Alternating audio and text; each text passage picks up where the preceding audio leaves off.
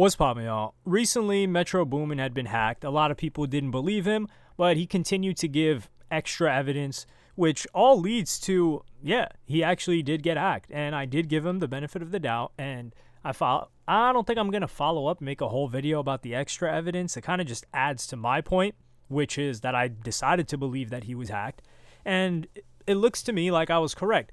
However, I will be critical of Metro Boomin in that what he's saying now pretty much adds up to what the hackers were saying. So I don't get why he's calling the tweets corny. Like, for instance, what he was saying is, oh, I definitely tweeted this, if you were wondering, when he said, once you pick a side, stay there. And then he replies, what I look like subbing Savage, and we were on the phone for an hour 2 days ago. Y'all should have known something was up then, but negativity and bad news travels faster and further than anything else. And for this, I'm just like, yeah, I believe you were hacked, but the sentiment that the hackers were echoing is the same thing that you're saying right now. So what do you mean, like, corny tweets? That's what I don't get. But what I will not allow to happen, which is a wound that I've seen bacteria start to climb into, and if I don't address this, it's going to fester, and people are going to run with it, and I'm hall monitoring the hell out of this, because I will not allow this to happen with every fiber in my being. It would bother me if this happened, which is, Metro's tweeting himself to a lost beef. Metro's corny, this and that, especially with Metro dropped this new tweet. He said, this is not a deluxe. This is completely separate body of work. We still don't trust you 4/12/2024. He's already dropping another album. I don't know if that's going to be Future on it too, but people have been giving Drake crazy passes. Listen, I will be the first to say that I said Drake doesn't really have to respond to this. He can wait months, and I think he built a lot of goodwill, like I said in that video, that Kendrick, he has to be a little bit more active for people to put the pressure on Drake. And we're seeing that in real time because people are saying, oh, Metro Boomin is losing and Drake didn't have to say anything. This isn't about Metro Boomin or Drake. Let's keep it a buck. Metro Boomin has issues with Drake, and people knew that. But that's not enough for it to be a huge, huge thing because Metro Boomin's still a producer. Beef or disagreements, issues between a producer and a rapper, especially a rapper that doesn't really work with that producer often, does not matter. It's not going crazy. Now, top rappers like Kendrick or Future going at or taking shots at Drake, yes, that matters, and that's exactly what we're talking about. So Future didn't say anything. Future didn't tweet out anything. Kendrick didn't say anything. Kendrick didn't tweet out anything. They're not doing the most. Metro Boomin's promoting his album. If this was anybody else and they weren't taking shots at Drake, if this was Metro Boomin and he was taking shots at anybody else, these Drake meat slobberers, like they're the meat preparers. Like they're hammering down on Drake's meat. They would not be given this much leeway. Drake's posting Instagram captions over here. He's throwing up middle fingers. He's taking shots at Travis Scott at his shows. Some people were saying, oh, that's in every show, but not every show is he pointing at it as if he's taking shots at it. It was just an effect before. So the fact that Drake gets to just kick it, meanwhile he's throwing subs at everybody, saying he's the greatest, and there's no pressure applied on him. Meanwhile, with every other rapper, they're like, yo, it's been 48 hours. Where's your response? It's been 36 hours. Where's your response? These guys sold like 250K in a week, got a number one. I think they're about to be number one a second week, and crickets. We've heard crickets from the supposed GOAT, who some people consider Drake the greatest of all time. Really. And now that we look back at it, what beefs has Drake overcome, right? He washed Meek Mill, but Meek Mill was never on Drake's level. And I'm saying this as someone that in the early 2010s, pre-Nothing Was the Same, I was messing with Meek more than Drake. Would I have considered him a better rapper, better skill-wise? Probably not if I was being objective. But when it came down to whose music I enjoyed more, Meek 100%. After the beef, things changed. Or just after 2015, really, when Drake dropped If You're Reading This Too Late, that changed my entire perception of him. But Pusha T, people are saying he washed him. So this is the supposed GOAT who's afraid of Lil Ol Kendrick, who people are calling him mid now. Oh, man.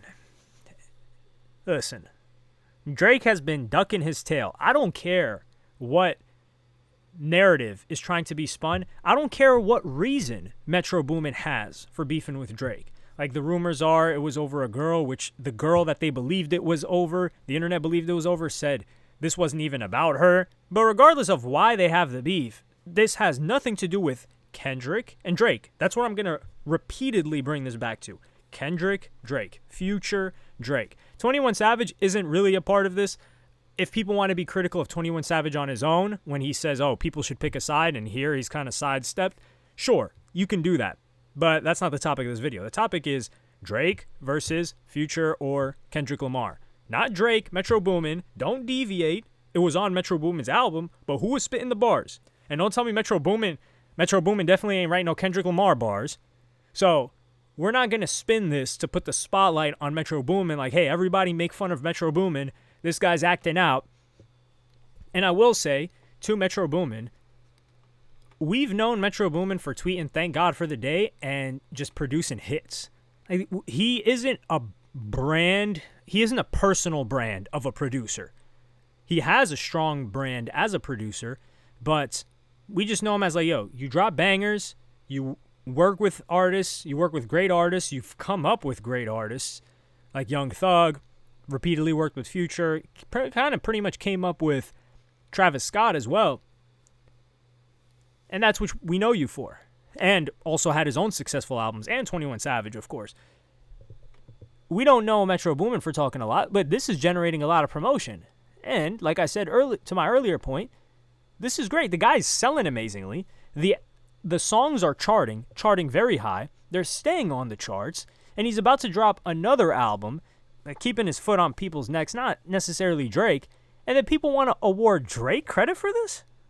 Yo, let's get out of here, man. Like, listen, I know Drake makes some good music. Sure, you may even put him top something of all time. And I enjoy Drake's music. But we're not going to start changing the topic, holding him to different standards than we do anybody else.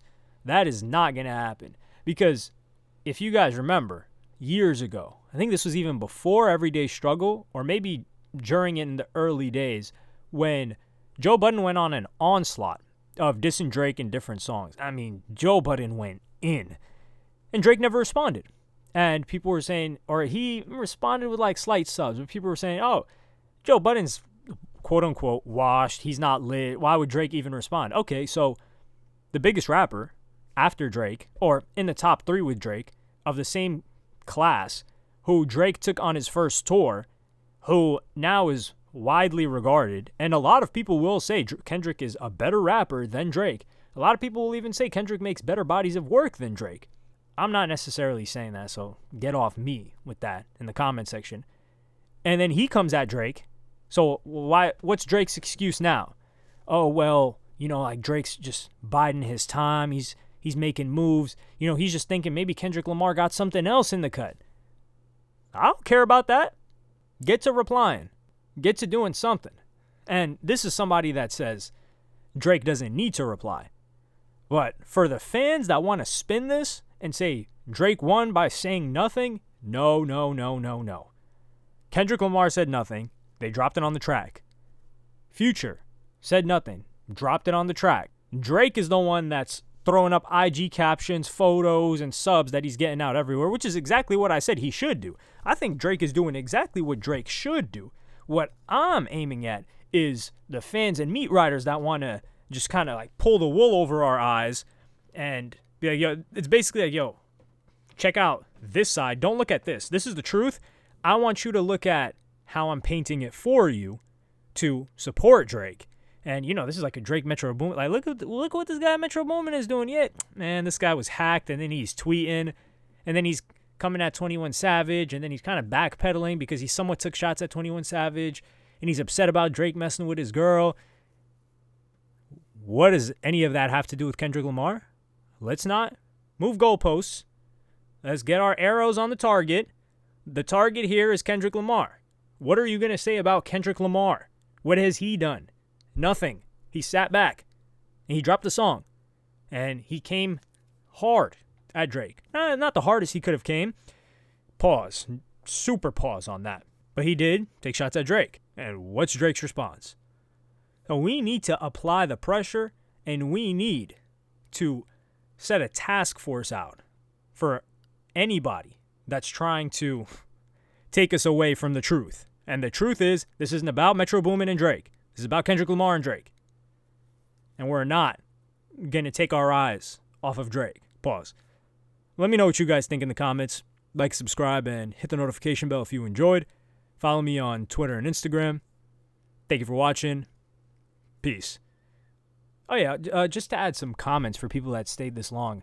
Notice what's happening here, and this is how narratives quickly develop and get out of hand within not just hip-hop, but music and culture as a whole. People will adopt something, it'll proliferate rather quickly from certain influential sources, and that can just be commenters. Like certain people that know how to comment effectively and get highly liked comments, they will be copied by other people that want to get highly liked comments, which makes it seem like a lot of people are buying into a certain narrative, which may not be the case.